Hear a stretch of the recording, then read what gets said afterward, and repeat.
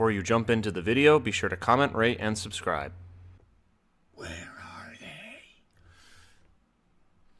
are they? You guys pointed out to me the other day in my Walking Dead trailer that season 9 trailer, clarification, that I might have missed some details pertaining to the end of the trailer. Now, to be fair, there are some things that when you have headphones in, they're easier to pick up. When I did that season 9 trailer reaction a few days ago, from when I'm filming this, I couldn't pick any of that up. It was just coming out of my speakers, which are just built into my computer. I have larger speakers at my actual place. I was just visiting family members where I made that video, but yeah, I couldn't hear it. So in the trailer, when those two characters are slouched against the side of that hill, and they put the mud on their face, the horde of zombies walking by, somebody in that group's a whisperer, and they actually say, "Where are they?" Insinuating that they're looking for the group.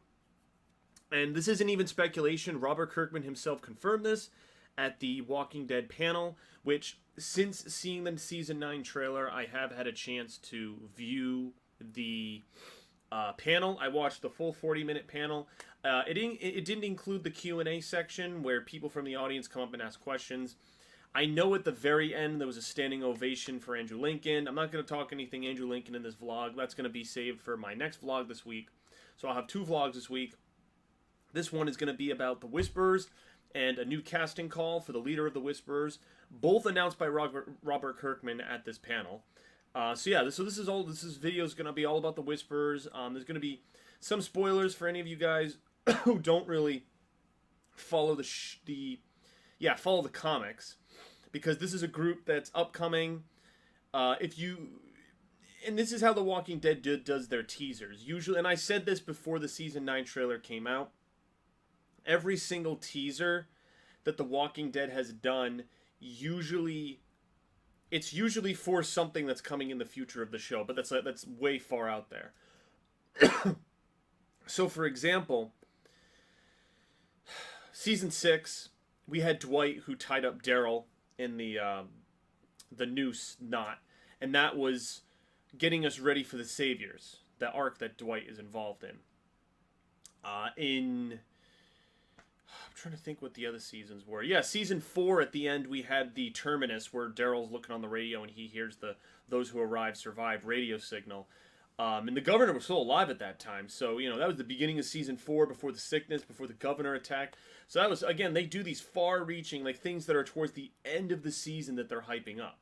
So then logically, my prediction is that we are going to see the Whisperers teased probably in the mid-season finale, and then we'll see them towards the end of season 9. So here's my prediction for the Whisperers. I think that new characters are going to come into the show, and they're going to be either chased by the Whisperers or something of that sense. Then, towards the end of the season, there will be some character that has some relation with the Whisperers, whether it's the daughter of Alpha or it's something else. And then there'll be some sort of monumental event, something that the Whisperers do, which is something that they do in the comic books. It involves Rick, so a lot of this depends on what Rick's fate is in season 9. It's also messed up because Carl actually plays a very big part in the Whisperer storyline. I guess at this point this isn't even really a spoiler because Carl's dead, so this can't be a spoiler, but in the comic books, he's alive, and the daughter of the Whisperers, so Alpha, leader of the Whisperers, and she has a daughter who's a teenager and is around Carl's age, and they end up hooking up. They actually legitimately hook up. Whatever. Teenagers in the apocalypse, there's really no rules. And yeah, they form a relationship, and this girl's name, Lydia, she actually willingly leaves the Whisperers, not wanting to be a part of their barbaric lifestyle, wants to go with the group. But then Alpha sets some terms and conditions saying that the two groups are not to meet each other. She talks to Rick. So it's it's a very convoluted scene because you have Rick and Alpha talking, but then Carl wants Lydia to be with them, and she doesn't want her to get hurt because they're very close, and so that whole storyline, that's not going to happen.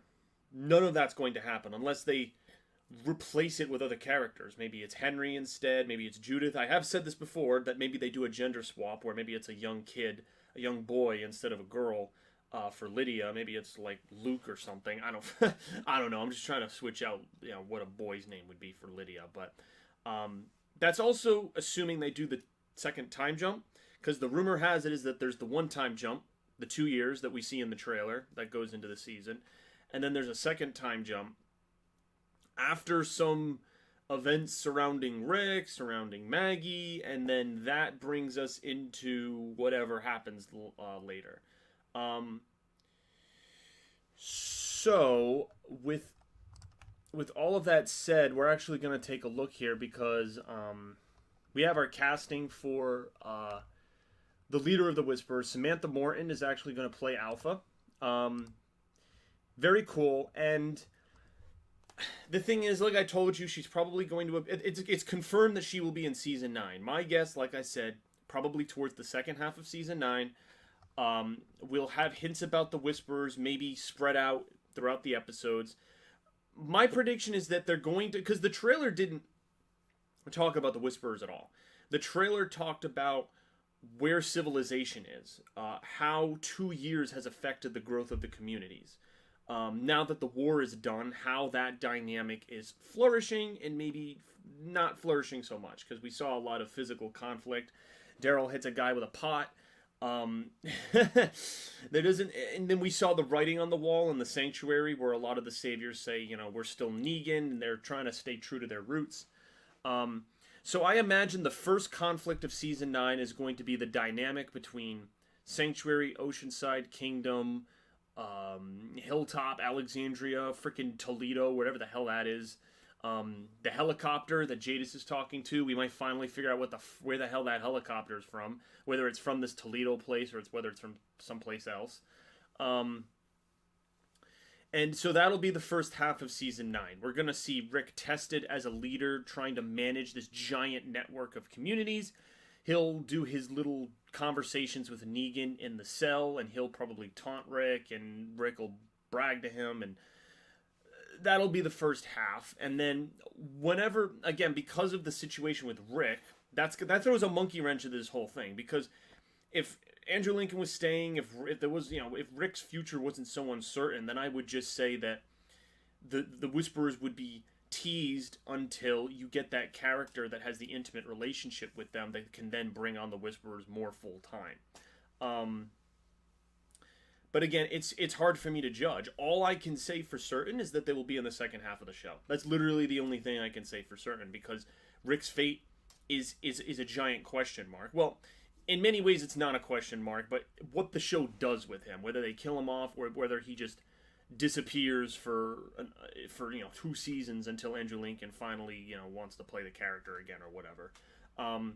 So we don't know. We don't know how that's going to play, because whoever deals with Alpha, because in the comics, Rick has a very lengthy conversation about their 2 philosophies. Rick is like, yeah, I'm leading this giant network of communities. And Alpha's like, I'm a savage who wears zombie skins and thinks that humanity should go back to its, caveman roots. And so it's a clash of philosophies in this conversation. And you're having that in the lure of Lydia's daughter and Rick's son. So both of their children, wanting to be together. And it's basically like parents meeting. If your kid goes on a date over someone's house, or they're hosted for dinner or something, and then you go and pick them up, the parents have the two sides, the 2 parents have a very awkward conversation. That's in the comics. There's a comic book issue, I think it's 144, where that happens. And then there's a major event that happens later, which really spurns conflicts between the Whisperers and the survivors, which I do think will be adapted, but I just don't know how, because again, like, Rick is such a centerpiece of that. And it's annoying because the show, there's a lot of Rick's story that's interesting coming up that I don't know if the show is ever going to get to now, because when the Whisperers do something, basically. All right, I won't spoil it, but they do something to the community group, and everyone wants war. They're like, oh, we want to destroy the Whisperers. How dare they do this? And now Rick has to make a decision because he just got out of a war with the Saviors, and so he's like, do I jump back into one? How do I quell these people and get them to calm down? There's a really cool scene where he goes to Negan for consultation because Negan, even though he was a kind of a ruthless dictator, he goes to Negan for just some advice. I don't know if any of these scenes are going to play out because we're talking, towards the end of season 9 into season 10 that these events I'm talking about will happen. And if the actor's not there, then that's going to be a major problem for the show. So, and this is always the way it's been for me with new comic issues because I always look forward. I say, okay, like what issue span is the show going to cover? And then I look at my favorite moments from that comic section, and then I say to myself, okay, what episode in the season will that comic book issue happen? Like, for example, the season 6 finale / the season 7 premiere was issue 100, which was one of the reasons why I was annoyed, is because when they do the cliffhanger death where you don't know who Negan killed, it splits issue 100 right in half. Because when you read issue 100, Negan does eeny, meeny, miny, mo, and then he lands on someone, which is Glenn, and you see everything unfold. It's not, oh, cliffhanger, wait till issue 101. Like, Robert Kirkman doesn't do that. And the show just did that for various reasons we've discussed in the past. But for the most part, like, the issues they're adapted and things kind of play out. And, of course, the cast of characters that's alive in the show right now is not the same that's alive in the comics right now. Morgan and Carol are long gone in the comics, and in the show, they're very crucial. I mean, Morgan's on Fear the Walking Dead, but if we're to assume he survives Fear the Walking Dead season 4, he's still alive. Carol's still alive. Daryl doesn't even exist in the comics. So your longest running characters are like don't even have presences in the comic book. So they've changed things up, but again, I always said that changing Rick would ruin the whole thing because it is his story, and the way the comic's going now with this new advanced civilized group, the Commonwealth, Rick's even more at the forefront. He's now, having another one of those political talks. He's going through a political speech with this person. So rather than talking about being savage, they're talking about a class system. So, and that's always what's been great about the show is that it has different philosophies. You have Negan, who's like, I'm the king and you pay up to me. The governor was a psychopath who just wanted to force people and subjugate them. Alpha's more about being a primitive group of people where rules don't exist and it's survival of the fittest. And so there really are no rules. She's only leader by default because she's strong. And then the Commonwealth is more of like a class system, trying to return things to how they were before the apocalypse. Middle class, upper class, lower class.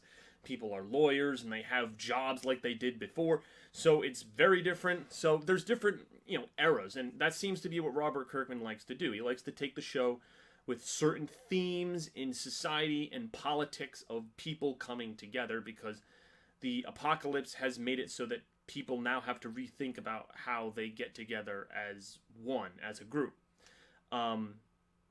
So with the Whisperers, it's one interesting section, and we saw how the show adapted Negan's arc. Rick had to go up against a despot who was trying to pay up, and he even says in the season 8 finale, we're gonna do things differently. You put people under your boot. We're going to go to a different way, and we're going to show you why that's wrong. And that was cool because it was a clash of ideologies. And again, like now that there's uncertainty with Andrew Lincoln and Rick, like we may not get that same, like what he went through with Jeffrey D. Morgan / Negan, we might not get that with Samantha Morton / Alpha. So even though I'm excited for Samantha Morton to, she definitely looks it. If you shave her head off, and she definitely looks the part of Alpha, which is pretty creepy. She's definitely got like that look that could just like suck you like a vacuum cleaner. Like, oh my gosh. So she's British too, which the show seems to. I think every villain has been British. No, not Gareth. I'm thinking because David Morrissey was, really only David Morrissey because he was British. He played the governor. Jeffrey D. Morgan's not British. Gareth or Andrew Garfield who played Gareth. He's not British. I'm trying to think of the other people. Yeah, Merle's not. Yeah, I mean, the leader of the Wolves was not British. No, actually, he was Australian. The leader of the Wolves, whatever that guy's name was, the one with the W. So yeah, you can see why this is frustrating because I'm excited for the Whispers. I'm excited that they put that teaser in. I'm excited that we have a casting for basically our next major villain.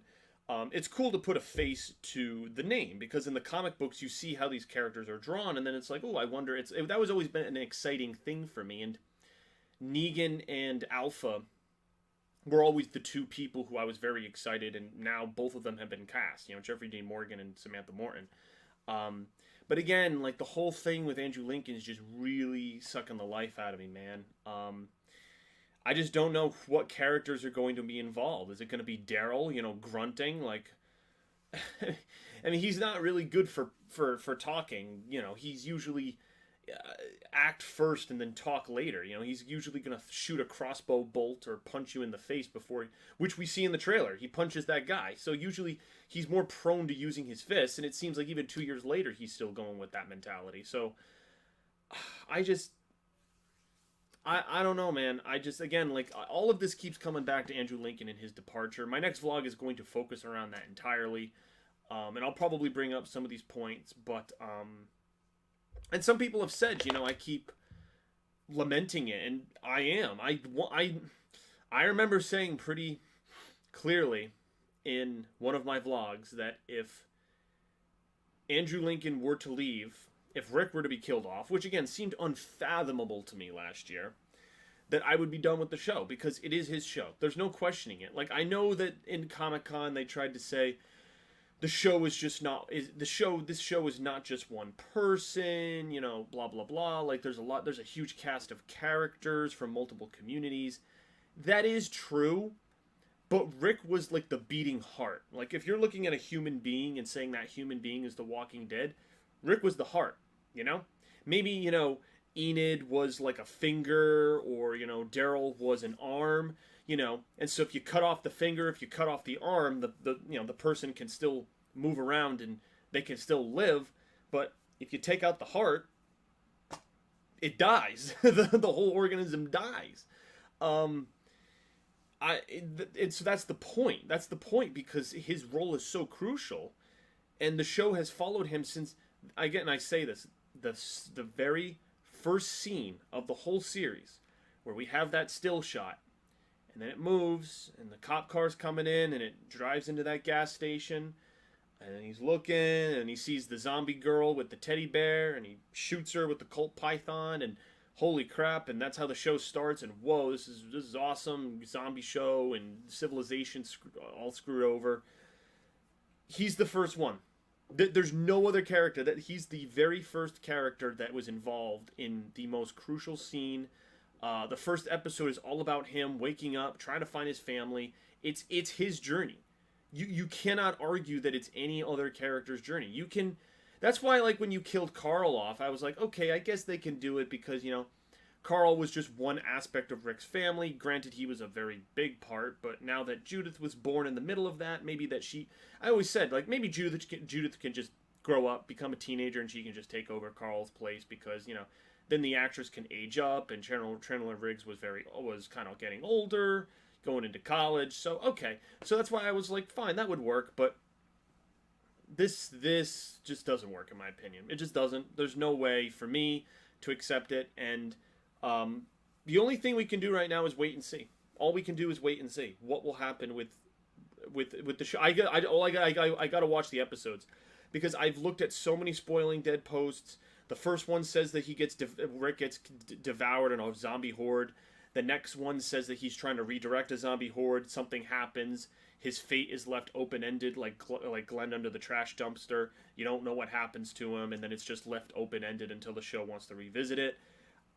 The thing is, if you're deciding between killing him off and making him go missing, obviously I'd rather him go missing because maybe Andrew Lincoln, there's a sliver of hope that he'll come back maybe after a year's break. Maybe he'll be on break with his family and say, you know what, you know, a lot of people, I don't know, maybe AMC will beg him. I'm telling you, That would be interesting. Like if the show loses a huge viewership, like if the ratings go from here and they just skyfall, AMC might contact Lincoln and call him up and be like, yeah, it turns out we needed you more than we thought.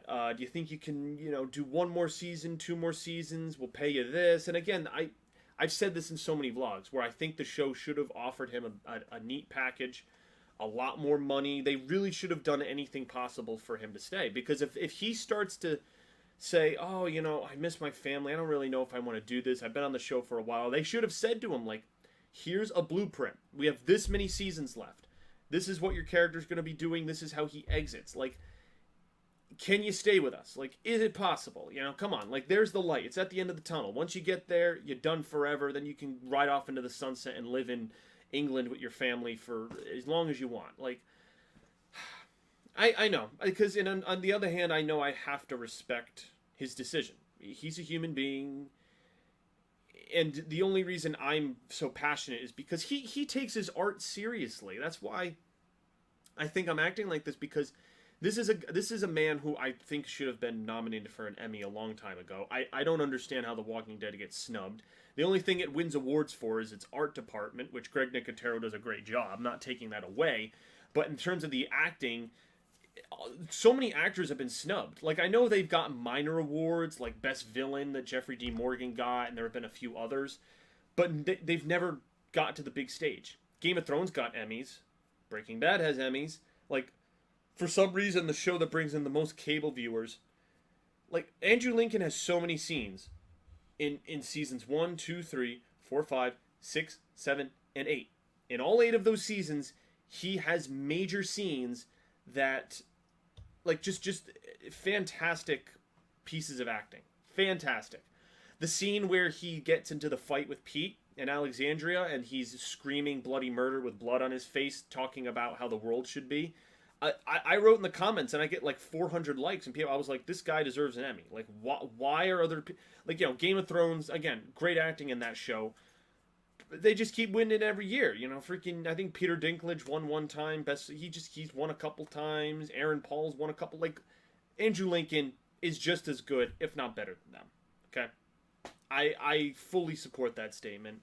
Regardless of what you think of the show and the plot and what Scott Gimple and the rest of the creative team has done, you can't deny that Andrew Lincoln's a fantastic actor with a wide array of emotions. I mean, this is a guy who's British, who's playing this southern sheriff, and is just, he expresses so many emotions and just really cares about his craft.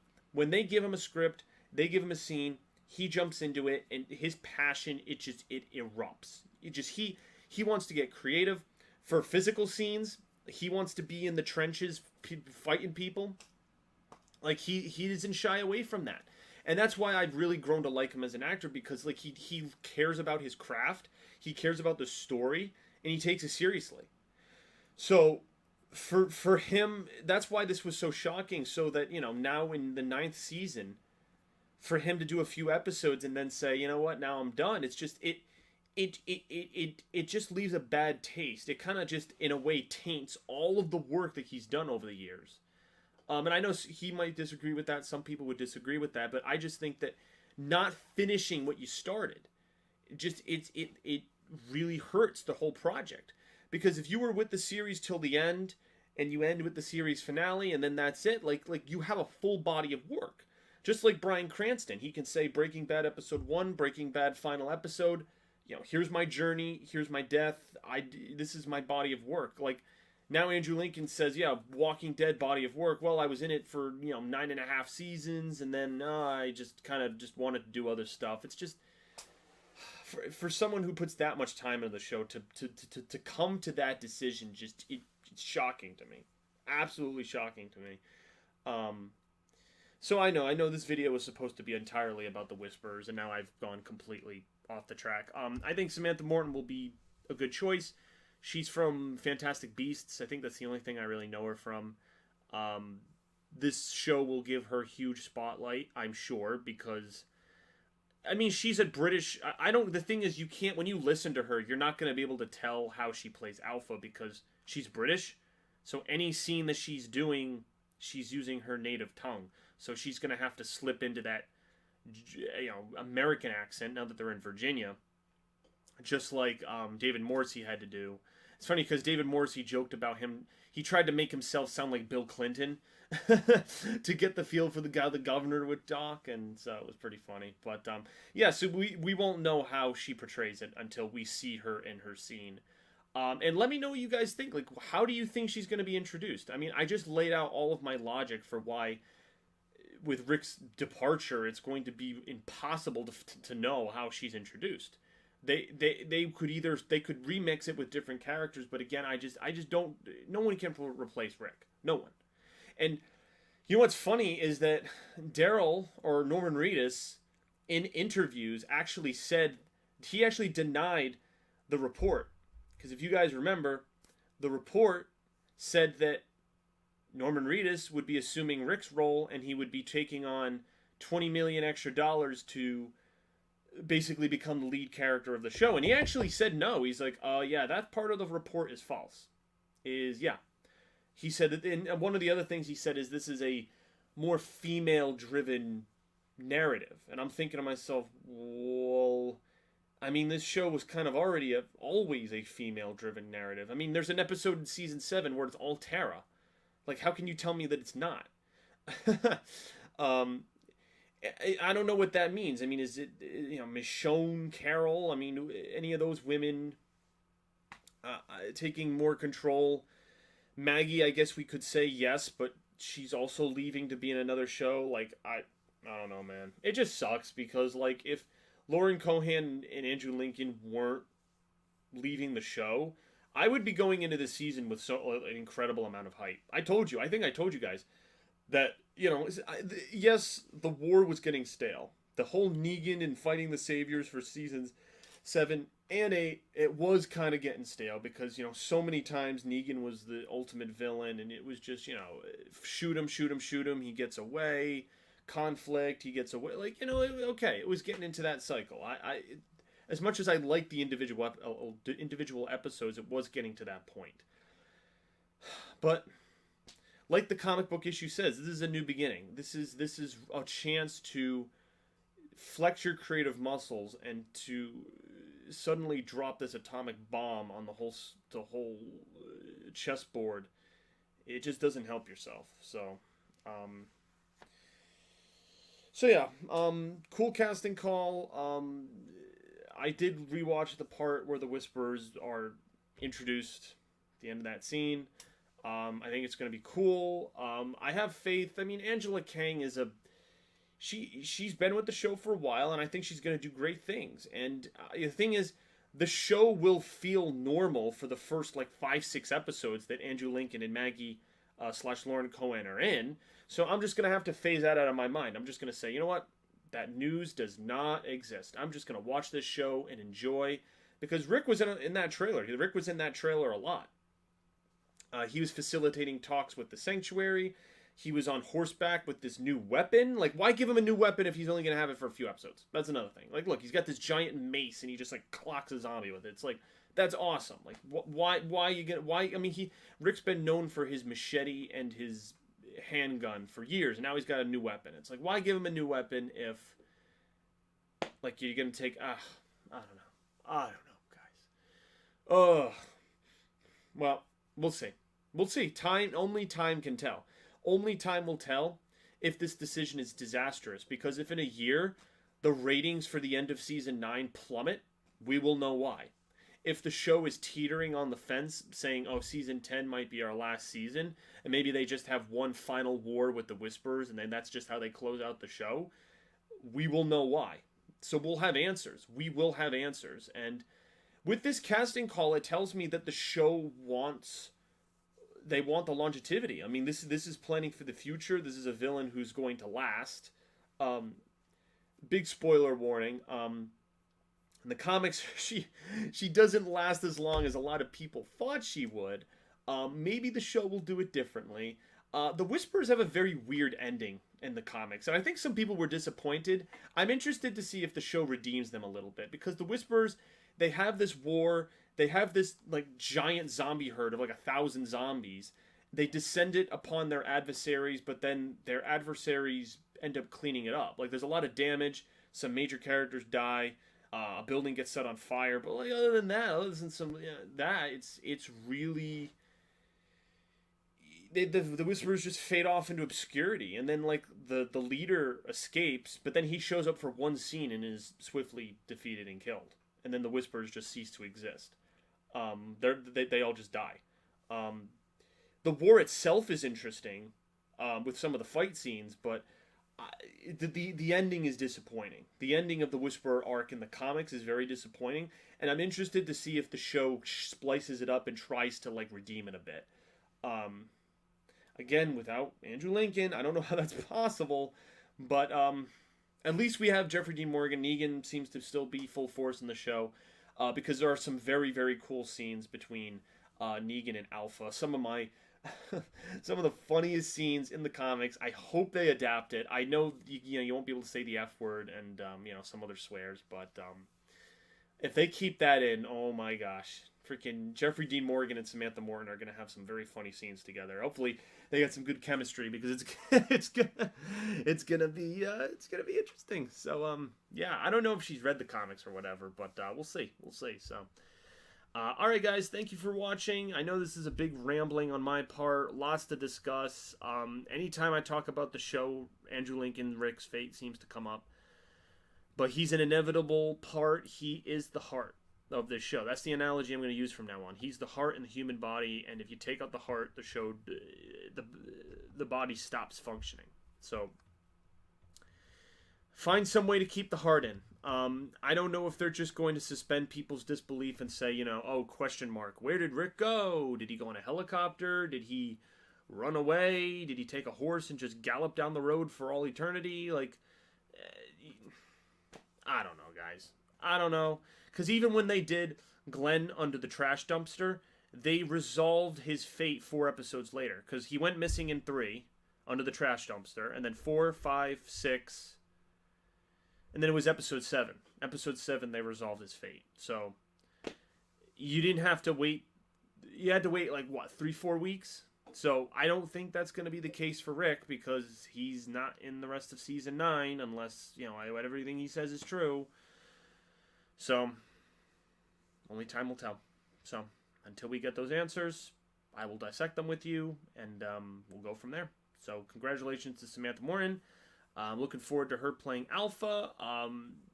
Very psychotic villain from the comics, and I am interested to see how she portrays her. So, peace out, and yeah, see you later.